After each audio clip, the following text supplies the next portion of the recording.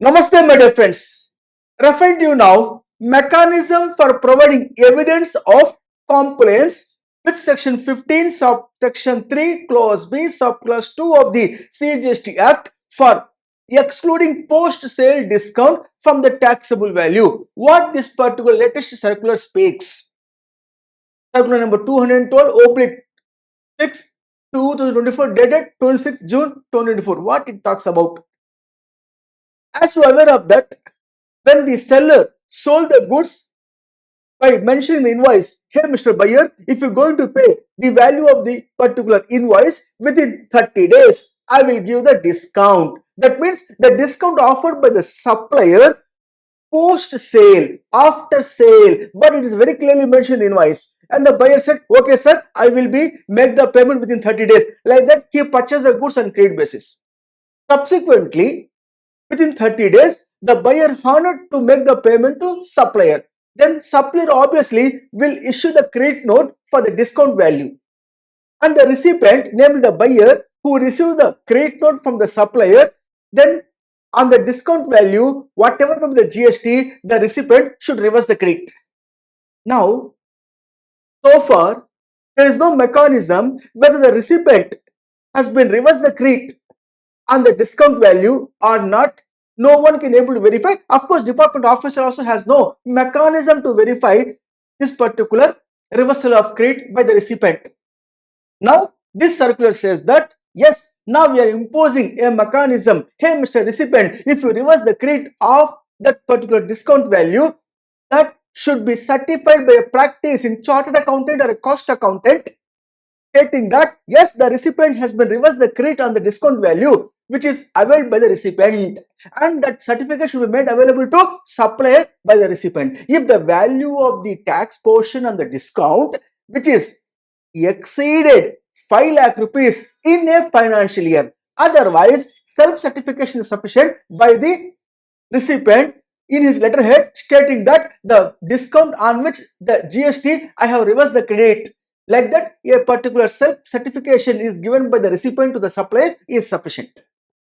How to understand this? Furthermore, simplifying presenting by way of diagrammatic presentation like a lollipop manner is as follows, my dear friends. Is as follows. Post-sale discount. In the given case, first and foremost, seller sold the goods for rupees 1 lakh by charging the GST 18%, namely 18,000 sold to buyer. When he sold on 1st August 2024 sold. Is clearer? Now, subsequently, as promised by the seller to the buyer, he offered the discount and discount has been availed by the recipient. The discount has been given by the seller to the buyer by issuing the credit note on 1st September 2024 for rupees 40,000 value of the discount.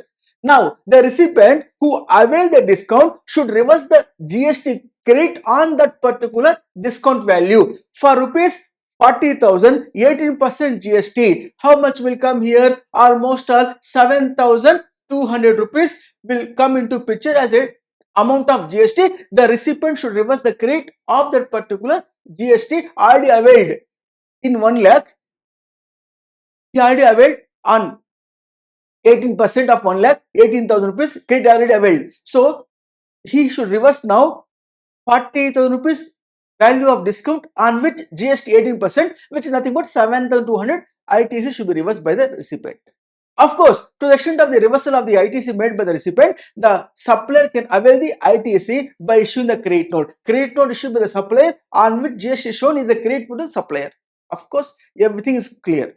Now, the point here is what is the mechanism we have, whether the recipient actually reverse the credit or not on the discount amount.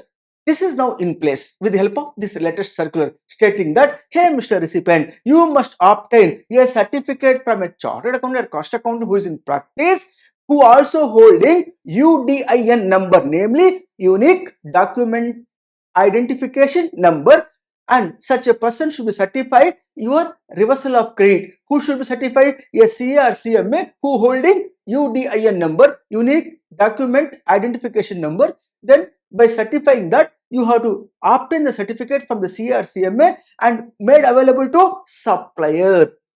Hey supplier, you should keep in your record this particular certificate issued by the CRCMA stating that recipient reverse the credit. And whenever department is going to raise the query, hey Mr. Supplier, you should produce to department as the evidence. Yes, you properly the recipient reverse the credit to the extent of discount what I issued on that particular discount amount GST reverse the credit. So therefore I avail the input tax credit as a supplier. So the document evidence is this issued by the CRCMA. Like that, the supplier should be made available to department when the department raises the queries. However, such a certificate from a chartered accountant or cost accountant not warranted if the tax portion involved in the discount in a financial year not exceed rupees 5 lakhs. In that case, a self-certification issued by the recipient to the supplier in his letterhead stating that I have reversed the input tax credit of the discount value and it is for your confirmation. Like that, the recipient given the self-certification is sufficient to the supplier is the circular of the particular latest one in place today. Well applicable for our coming examination, my dear friends. Further referring to you from here, tax liability of wreck and salvage value in motor insurance claims. Generally, the term wreck and salvage values comes into picture when a motor vehicle got insured and the motor vehicle got damaged such a manner that it is not going to be repaired. In such cases, such a type of value of vehicle can be sold under scrap with some nominal value. For example, I am Mr. X. I owned a particular motor vehicle like this. This motor vehicle got damaged such a manner that I cannot further repair it. And I had to sell this at a nominal price, salvage value, rupees 1 lakh. I already insured this particular motor vehicle with the insurance company. Let us say National Insurance Company, where I am paying the premium to cover the particular loss of my particular vehicle. Where I am paying the premium. Premium is what type of contractual agreement between the insurance company and the insured person. Mr. Insurance Company, if the damage happens such a manner that it cannot be recovered, then you have to pay my full value of the vehicle. Insurance company accept it, accordingly collect the premium. Is it clear? Now, insurance company says this cannot be able to repair this vehicle. Okay, fine, no problem. In that case, hey Mr. Insured person, the value of the vehicle is 8 lakhs. Now salvage value is 1 lakh. So you keep with you the vehicle. Salvage value I will deduct from your insurance claim of rupees 8 lakhs. Balance 7 lakhs I will pay to you.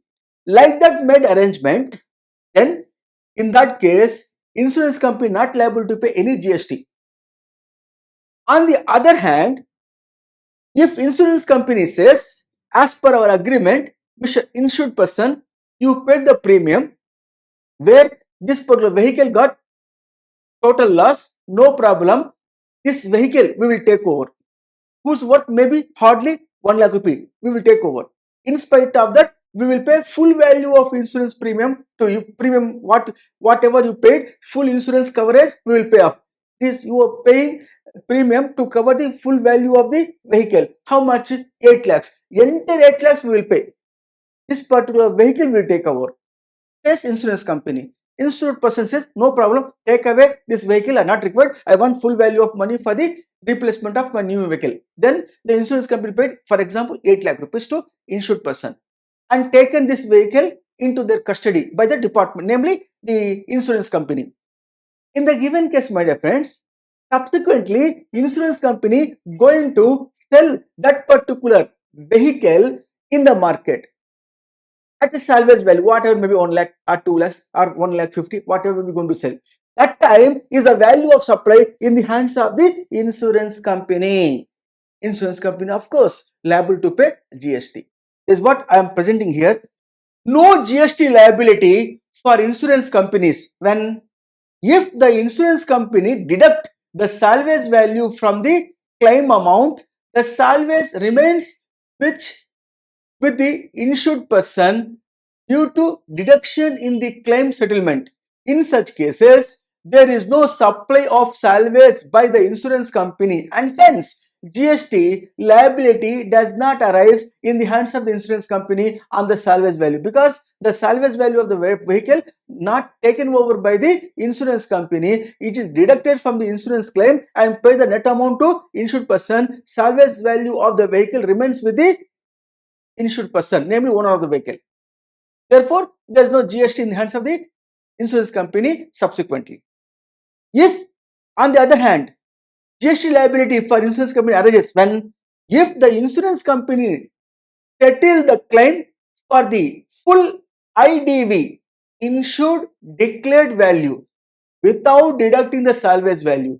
The salvage becomes the property of the insurance company. In such cases, the insurance company is liable to discharge GST on the disposal or sale of the particular salvage.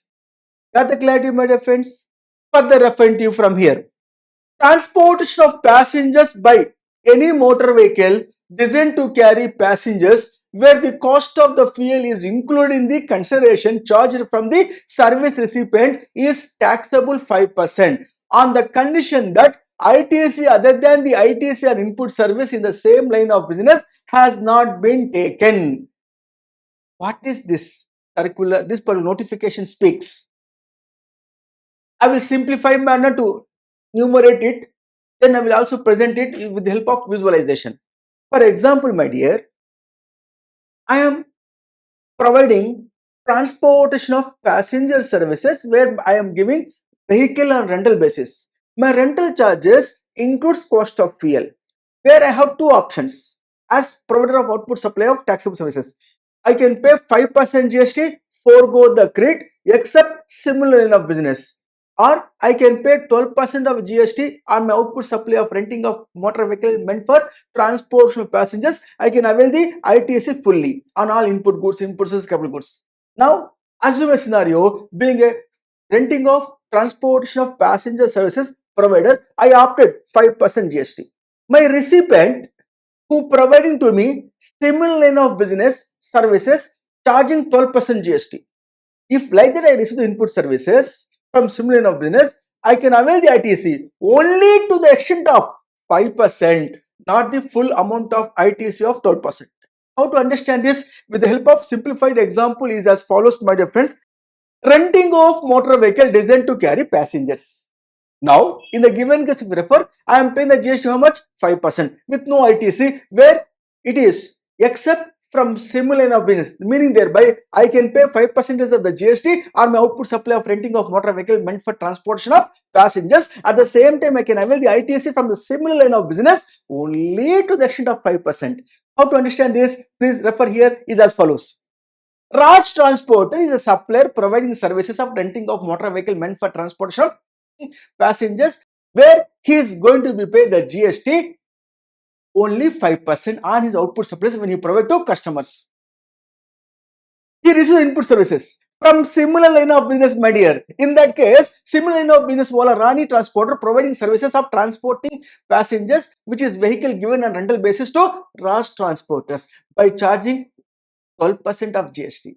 If so, the Raj Transporter is paying GST output supply how much? 5%. If so, the inward supply of similar line of business ITs is allowed only to the extent of 5%. If you refer here, you understand. So output tax rupees 6,000. In the given case here, 6,000 by Raj Transporter, 6,000 minus ITC restricted only to 5%. How you got 5,000? 12,000 rupees for 12%. Now, how much for 5% is 5,000. The balance amount going to pay net liability of rupees 1,000 by Raj Transporter. It is one of the important notification one can expect in the examination, my dear friends. Further referring to you for a kind consideration is as follows. Section 16, subsection 4 of the CGST talks about time limit to avail the ITC, which is 30th November of the succeeding financial year, filing the annual return amount to whichever is earlier.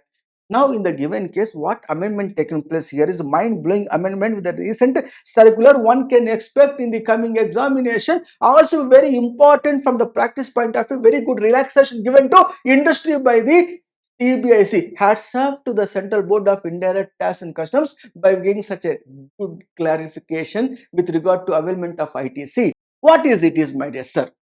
In the given case, if I receive the goods or services where I am going to pay GST under RCM, you are aware of that. The section 12, section 3 of the CGST talks about inward supply of goods where the RCM apply, the time of supply is equal to the date of receipt of the goods or the date of payment or the first day that occurs after expiry of 30 days from the date of invoice, whichever is earlier time of supply, section 12(3) of the CGST Act. On the other hand, when you refer the section, what we can call section 13, so section 3 of the CGST Act, where the RCM applies, time of supply is equal to the date of payment or the first day that occurs after expiry of 60 days from the date of invoice, whichever is earlier. This and all, you are very much aware of that.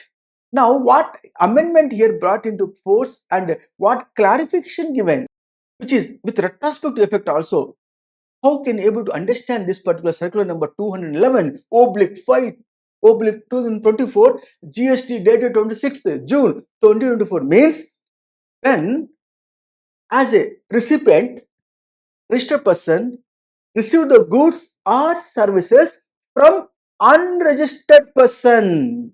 That is important note. When the goods or services received by a registered person from unregistered person, in that case, my dear friends, how we should able to identify time of supply? Time of supply in the given case remains same. Section 12(3) in case of goods, 13(3) in case of services. But when to issue the invoice? Who has to issue the invoice? The recipient should issue the invoice as per section 31, subsection 3, clause F. What is the time limit to issue the invoice in the case where the registered person receive the goods or services from registered person being recipient issue the invoice? When should issue? When the goods or services received should issue the invoice as per section 31, subsection 3, clause F of the CGST Act as I mentioned here. Now, what is the time limit to mention issue the invoice? The date of receipt of the goods, date of receipt of services is the date on which you have to issue the invoice, being a recipient. Now, in the given case, assume I have not issued the invoice in accordance with section 31, subsection 3, clause F. Because as a recipient, registered person, when I procure the goods from registered person, when I receive the services from registered person, I have not issued the invoice at the time of receipt of the goods or services, where recipient liable to pay GST, where recipient should have to issue the invoice. Later on, I issue the invoice. For example, later on, I issue the invoice. After 2 years from the date of receipt of the goods or services, I issue the invoice. When I issue the invoice, in that case, what happened? Can avail the ITC on such particular invoice after making the payment of the GST under RCM? Yes. What is the time limit to avail the ITC in the given case by the recipient when procure the goods or services from unregistered person? Section 16, subsection 4 is saying that the year in which you issue the invoice, tax invoice, to avail the ITC, you can avail the ITC in the year in which you issue the invoice, and if you issue the invoice in the year in which, for which time limit is 30th of the November of the succeeding financial year or the annual return filing, whichever is earlier. How to understand this? I will make a simplified example to make you understand. Simplified lollipop example is as follows. Now referring to you, my dear, a simplified example to make you understand this clarification with regard to time limit to avail the input tax credit. Example, Bhola Limited, registered person under the GST, received the Goods Transport Agency (GTS) services from Hanu and Company, unregistered person on 1st April 2019 and paid freight of rupees 2 lakh on 10th April 2019. Bhola Limited issued the tax invoice under RCM on 12th July 2024 and paid the GST on 20th August 2024. You are required to answer the following. Here, point number A, time limit to avail the ITC under section 16, subsection 4 of the CGST. Point number B, time of supply as per section 13 subsection 3 of the CGST Act. C. Interest for delay payment of tax is payable, if any. D. Penalty, if any, under section 122 subsection 3 of the CGST is payable. Applicable rate of GST 5%. Now, my dear friends, in the given case, my dear, Ola Limited is a registered person who received the services from Anu and Company, unregistered person, supplied GTA services. Absolutely RCM. As per section 31, subsection 3, clause F of the CGST Act, supplier not required to issue invoice because registered person. Recipient is a registered person. Under RCM, they have to pay the GST. So, Ola Limited under RCM, they should issue the invoice. When means when the services has been received, issue the invoice. Whether he issued on 1st April 2019, service received, he issued the invoice? No. When he issued the invoice? 12th July 2024 issued the invoice. If so, in which financial issue the invoice? 2024-25 financial year issue the invoice. In that case, for that financial year, time limit to avail the ITC under section 16 subsection 4 is 30th November of the 2025 or filing the annual return 31st December 2025, whichever is earlier. Now, Ola Limited can avail the ITC? Yes. Permission granted by CBIC to avail the ITC with retrospective effect this provision. What is the time of limit as per section 13 subsection 3? Time of supply. Time of supply is what? What is the time of supply for this input services under RCM under section 13 subsection 3? Date of payment or the first day that occurs after expiry of 60 days from the date of invoice. So the first payment is made. When payment made? On 10th of April 2019 payment made. Time of supply is 10th April 2019. No doubt. Due date to pay 20th May 2019. So from that date till the date, you have to pay interest at the rate of 18% per annum. Of course, you have not issued the invoice in accordance with section 31 subsection 3 clause F. That is, when you receive the input services on 1st of April 2019, you will not issue the invoice. Later on issue the invoice. Therefore, non-issuance of invoice, you are liable to pay penalty under section 122 subsection 3 of the CGST, which is up to rupees 25,000 as per the CGST, as well as 25,000 rupees SGST. You have to pay the penalty. You can avail the ITC, but time of supply goes back date. Therefore, you have to pay interest for it, and of course, you also pay penalty because non-issue the invoice in accordance with section 31 subsection 3 clause F. Got the clarity, my dear friends? As simple as this. You want same thing present in a furthermore lollipop manner? I will explain in my regular classes. So for this particular subject known people only I am referring this, therefore it is highly sufficient to provide this particular example with regard to this particular circular number 211/5/2014 of the CGST dated 26 June 2024. Clarification regarding the time limit under section 16 subsection 4 of the CGST Act for RCM supplies received from unregistered person. That is important to note. You may get a doubt, sir, what about if a supplier is a registered person, supply the services to the recipient, RCM applies. In that case, supplier will issue the tax invoice by taking in the particular invoice as well as in the GSTR 1, the liability to pay GST under RCM by recipient. Like that, he will issue the invoice. There won't be any problem. This comes into picture only when the supply services or goods by unregistered person to registered person. In that case, the registered person who is a recipient want to avail the ITC, he should issue the invoice. That invoice can be issued anytime to avail the ITC, but you have to be paid interest and penalty because you not issue the invoice in accordance with section 31 subsection 3 clause F. Further, my dear friends, the amendment under the blocked credit, which is very important, my dear friends, section 17 subsection 5, in that they inserted newly here Clause FA. Clause FA from 1st October 2023 onwards. Goods or services are both received by a taxable person which are used or intended to be used for activities relating to his obligation under the Corporate Social Responsibility CSR referred to in section 135 of the Companies Act 2013. ITC not allowed. How to understand this? Very simple, my dear. I am presenting here for kind consideration is as follows.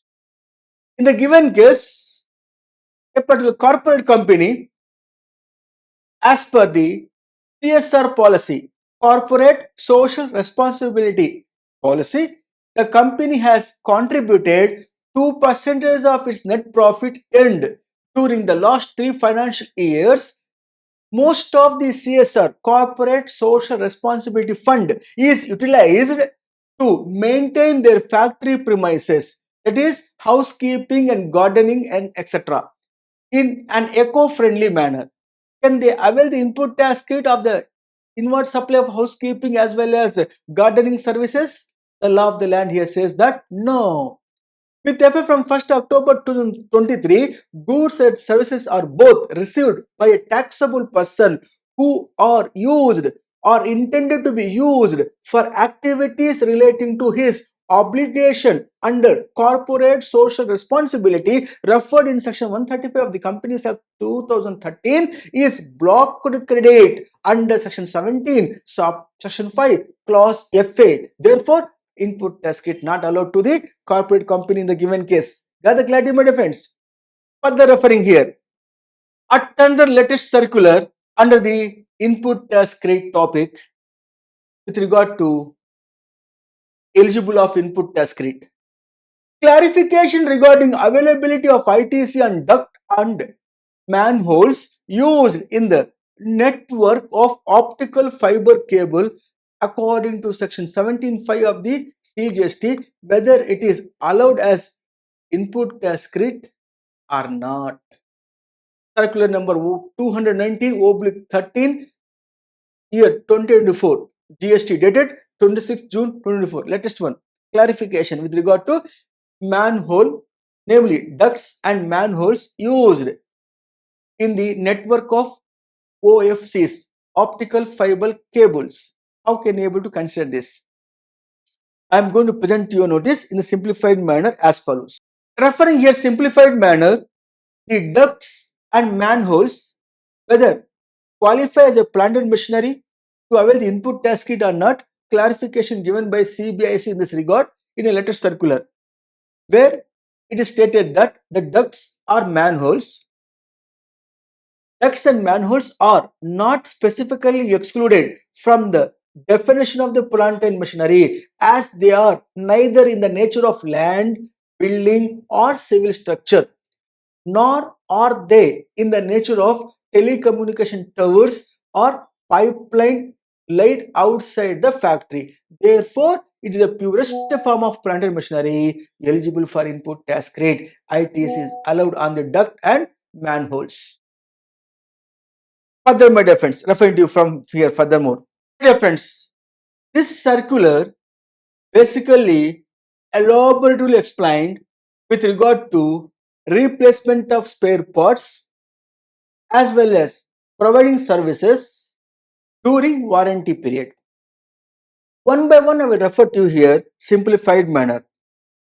The first issue here, this issue refers with regard to replacement of spare parts as well as providing services during warranty period after sale without charging any consideration. Is it supply? Is it required to reverse the credit by the supplier? The answer here is clarified by saying that it is not a supply. Reason, when they made original supply, that time itself they included the value of spare parts which is going to be replaced, the value of service which is going to be provided during the warranty period has been included in the original supply. Therefore, again, at the time of replacement of spare parts, at the time of providing services to replace the spare parts during the warranty period, not a supply, since no consideration. And moreover, the supplier not required to reverse the credit because this supply is including the original supply which attract already GST. Point number 2. This point refers here whether in such cases the manufacturer is required to reverse the input tax credit which is not required to reverse the input tax credit. Referring the point number 3 here, issue number 3, whether GST would be payable on replacement of parts and repair services provided by distributor without any consideration from the customer as part of warranty on behalf of the manufacturer, then there is no consideration. Therefore, the supplier named distributor not liable to pay GST. If the supplier being a distributor charging any consideration from the customer, then it is at GST. Further, refer now the point number 4 with regard to a particular issue. What is the issue here? In the given case, if the distributor replaces spare parts and provide the services by procuring from outside, in that case, distributor will bill to the manufacturer, obviously, by issuing the tax invoice, and that input tax credit can be availed by the manufacturer. Supplier being a distributor liable for GST for the invoice raised by the distributor for replacement of spare parts and providing services to customer, and billing to manufacturer liable to pay GST by the distributor. Sometimes what happen, cases where distributor will raise a requisition to the manufacturer, hey Mr. Manufacturer, look here, your vehicle came here for replacement of spare parts, I want to replace it, you please send the spare parts. So manufacturer supplying free of cost this particular spare parts where the distributor providing the replacement of spare part in warranty period. In that case, there is no supply from the manufacturer to distributor because there is no consideration, and distributor charging nothing from customer, therefore no consideration. As a result, no one liable to pay GST. If the distributor collecting any service charges from the manufacturer, that will be attract GST as supplier of service. Further, sometimes what happened, the manufacturer already sent the spare parts to distributor having the stock in his hands and using the stock replacing the spare parts during the warranty period. In that case, distributor will the manufacturer will issue the credit note to the distributor. Accordingly, to the extent of the credit note, GST should be reversed by the distributor in his books. As simple as this. Further clarification with regard to point number 5, issue number 5, whether the distributor provides repair services in addition to replacement of spare parts to or otherwise to the customer without any consideration as part of warranty on behalf of the manufacturer, but charges the manufacturer for such repair services either by of issue of tax invoice or debit note, whether GST will be payable on such activity by distributor. Obviously, GST is liable to pay by GST the distributor on such supply, because here the supplier here is the distributor, the recipient here is who makes the payment as defined under section 2 subsection 93 of the CGST Act, where it is recipient is manufacturer because who paying the amount to distributor. So distributor supplier for the service charges raised by the distributor liable to pay GST. Of course, the manufacturer will avail the input tax credit on such tax invoice. Point number 6, if we refer here, sometimes companies provides offers of extended warranty to the customers, which can be availed at the time of original supply or just before expiry of the standard warranty period. Whether GST would be payable in both the cases? Yes. In the given case, the extended warranty is optional. At the time of supply of goods, the extended warranty opted by the buyer is a composite supply where the supplier supply the goods. Accordingly, will attract the GST, even the extended warranty also. Sometimes the extended warranty is offered by the supplier, opted by the buyer after the purchase completion. In that case, is a supply of services. That extended warranty will attract the GST as supply of services. This is what the clarification given, and subsequently also the circular here is there, one circular, letter circular number 216 oblique 10 dated 26 June 2024. Under warranty, replacement and extension warranties, they are given here by saying that if the replacement warranties which is offered, replacement spare parts during the warranty, where the extension warranty is opted along with the supply at the time of original supply is supply of goods. Extension warranty is opted after supply completion, in that case supply of services. Accordingly attract whatever may be during the warranty period or extension warranty period, replacement of spare parts or services does not attract GST, which is not a supply. This circular gives clarification for availing input tax credit by insurance company. Generally, my dear friends, when a general insurance coverage is considered, as a insured person for my vehicle, I am paying the premium regularly for general insurance, where I am paying to national insurance company. One fine day, my vehicle met with accident, required some repair. I hand over this vehicle to a garage to repair the vehicle. Garage wala said it is 3 lakh rupees will cost. I said no problem. I have an insurance for the vehicle in the national insurance company. I want to claim it. National insurance company says that I will pay 2 lakh rupees, not full amount of your claim. You are not entitled for full amount of claim. Therefore, out of 3 lakh your claim, 2 lakh I will pay. Then the garage issues two separate invoices. One in the name of insurance company 2 lakhs, one in the name of customer, namely owner of the vehicle 1 lakh. Now, insurance company paying to the insured person 2 lakh rupees, where the insured person getting reimbursement and paying to garage. But invoice issued in the name of insurance company, namely national insurance. In that case, national insurance company will avail the input tax credit on 2 lakh rupees. Is clear? Is one case. Another case here is sometimes garage issues entire repair 3 lakhs, only one invoice in the name of insurance company, in the name of national insurance company. In our example, national insurance company says that, hey Mr. insured person, for you, you are entitled to claim only 2 lakhs. Therefore, reimbursement made only 2 lakh. 1 lakh I am bearing as owner of the vehicle from my pocket.